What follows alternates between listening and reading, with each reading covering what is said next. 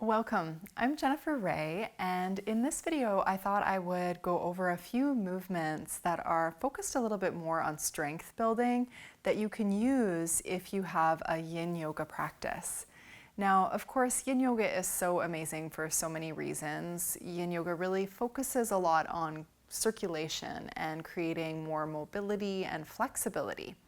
And so, of course, it's important in our body and in our practice, in our life, that we balance yin and yang. And so if we're working a lot in the yin yoga practice, it's also really important that we bring in some strength-based movement as well.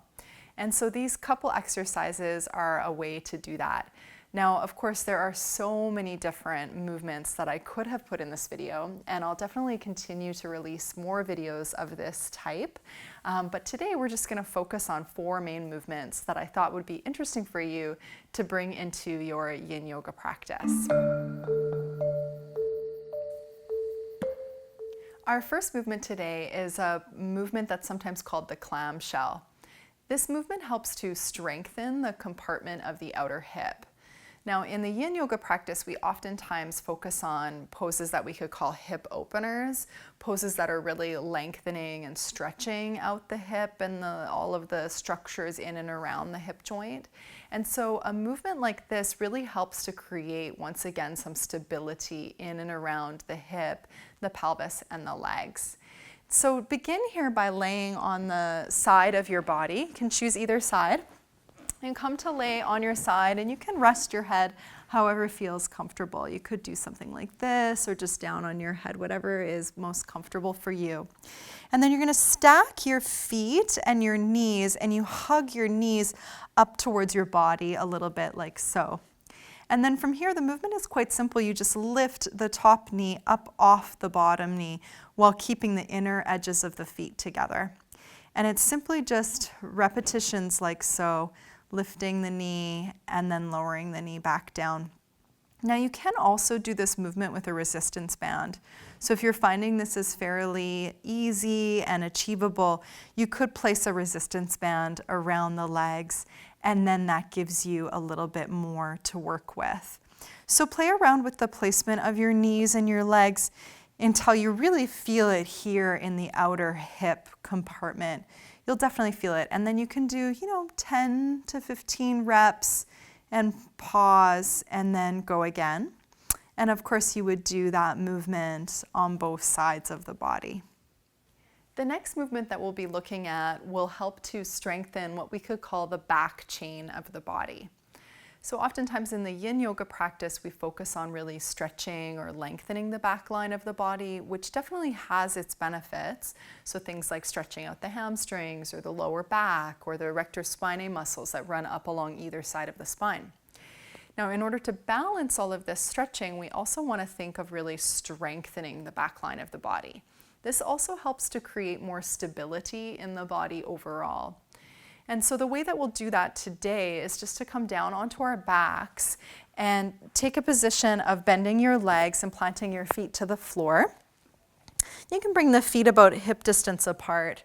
We're going to do a series of bridge poses here, focusing on strengthening the hamstrings. Now, there are a lot of different ways that we could focus on strengthening the hamstrings through a movement like this, and I'll just show a few variations. So to begin, you can just bring your heels a little bit in towards your body, resting your hands at your sides. And then you simply lift your hips, just like you were doing a regular bridge pose. And once you've lifted your hips, imagine you're pulling or kind of scrubbing your heels in towards your sitting bones. You'll feel the back of your thigh, your hamstring engage. You can hold there, and then you slowly lower back down.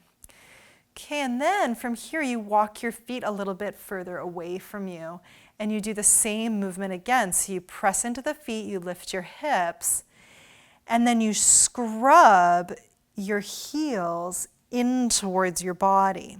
And immediately you'll feel your hamstrings engage, and then lowering back down.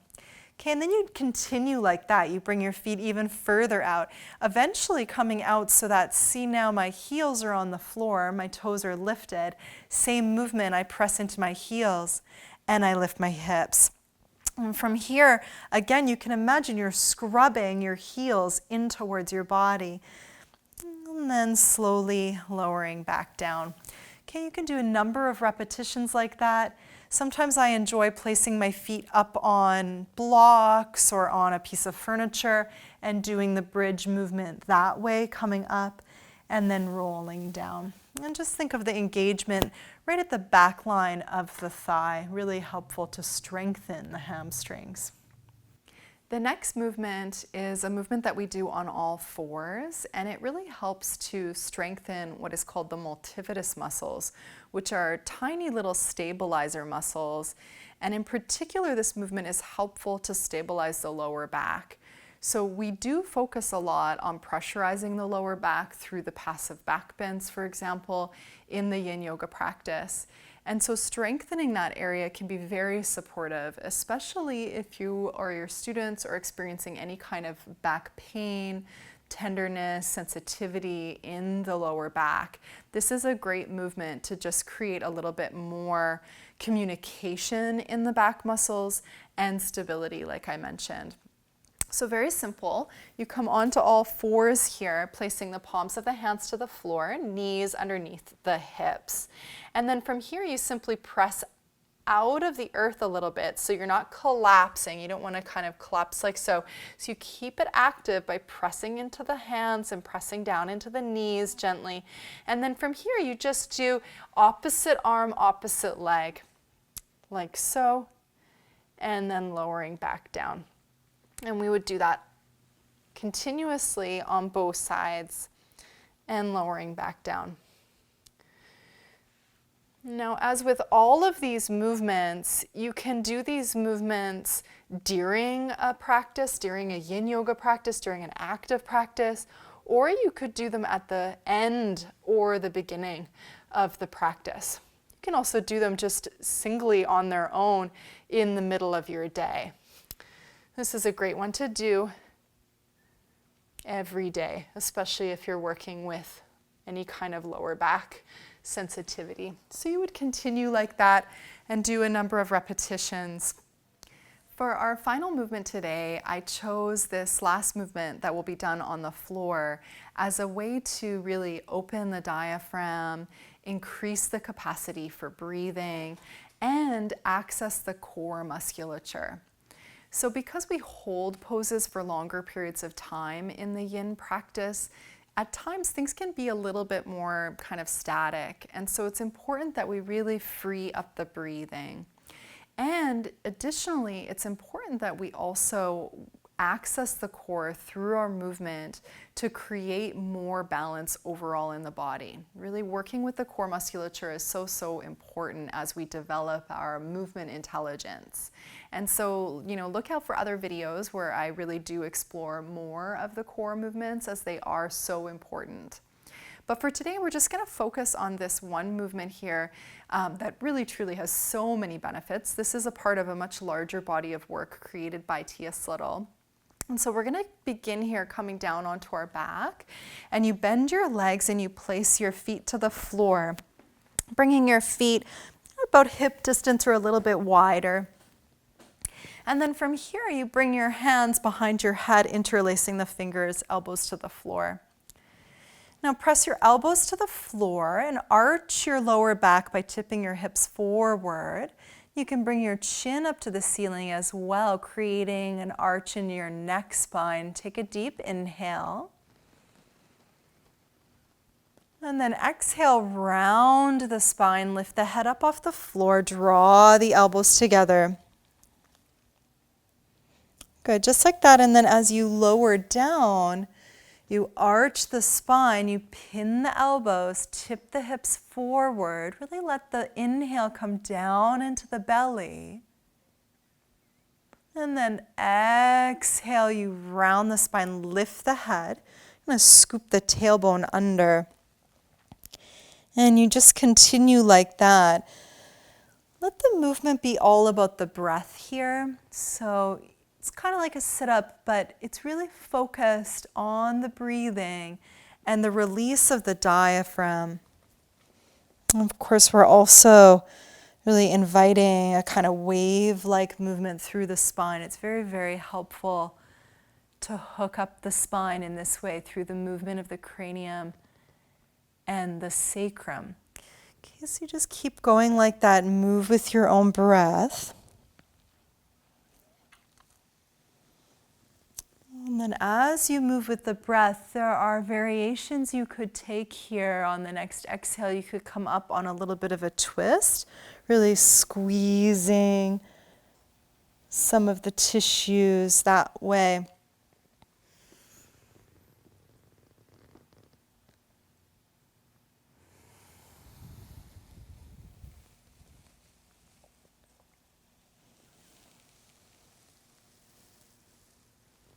And just keep going, really moving with the breath. As you inhale, feel the belly broaden and widen. And as you exhale, feel the strong engagement. There's an engagement for sure. And after, maybe 10 or 15 of those, you go back to the center. And then you slide your legs out, bringing arms to sides. And just pause there for a moment. Feel any space in your belly. Release your ribs to the floor. Release your pelvis to the floor. And pause. That concludes the 4 movements that I thought I would share with you today to really help balance out your yin yoga practice. Keep your eyes peeled for more videos just like this, where I explore more movements to balance your yin practice. You can definitely subscribe to my channel as well and check out all of the other resources that I have on yin yoga. I have yin yoga tutorial videos and yin yoga practice videos. You may also want to check out mindfulYinYoga.com.